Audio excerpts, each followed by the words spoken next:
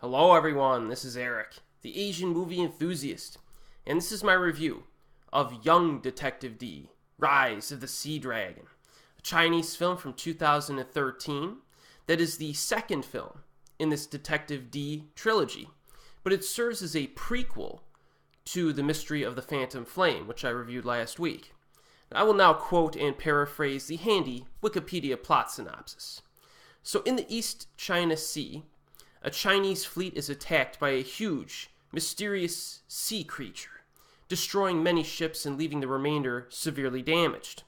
Empress Wu, again played by Carina Lau, serving as the regent for the current emperor, orders Yuchi, played by Feng Shaofeng, to use the Ministry of Justice to investigate the sea monster attacks, threatening execution if he does not succeed in 10 days. That's a lot of pressure on this guy.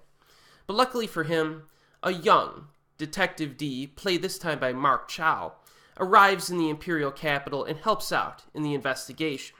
But then, things get even more complicated when a beautiful woman named Yin Ruiji, played by Angelababy, is attacked within the palace grounds by a group of bandits, then subsequently saved by a humanoid seaman who looks like the creature from the Black Lagoon. But how do these assassins and this swamp thing looking dude connect with the crazy recent events involving this huge monster at sea? Well, you'll have to watch the movie to find out. Now, most of the positive qualities of Mystery of the Phantom Flame also are present in Rise of the Sea Dragon. Choi Hark returns to direct, so we have a consistency right out of the gate. Set designs and costumes are really good in this. Story and conflicts are compelling. And despite the fantastical nature of the story, these movies have a certain groundedness in their characters that feels real.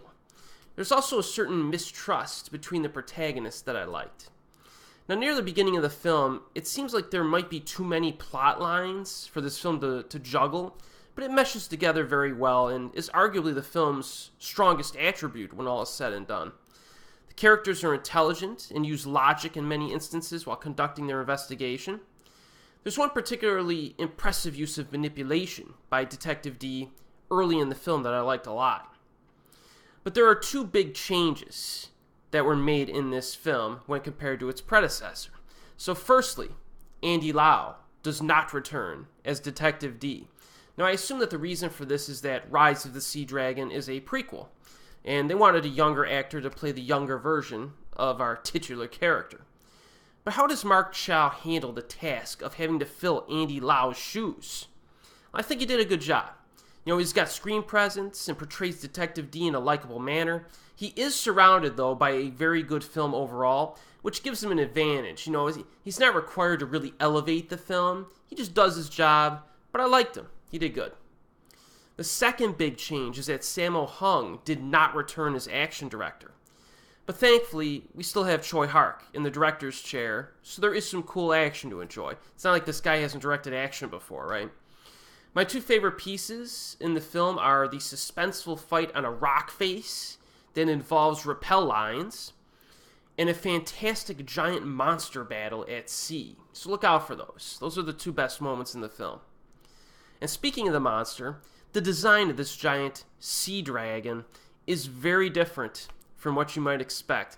I'm not going to tell you what it looks like, but the filmmakers seem to base this monster design off of a real-life sea creature that I have not seen utilized as a giant monster in any other film that I can remember seeing.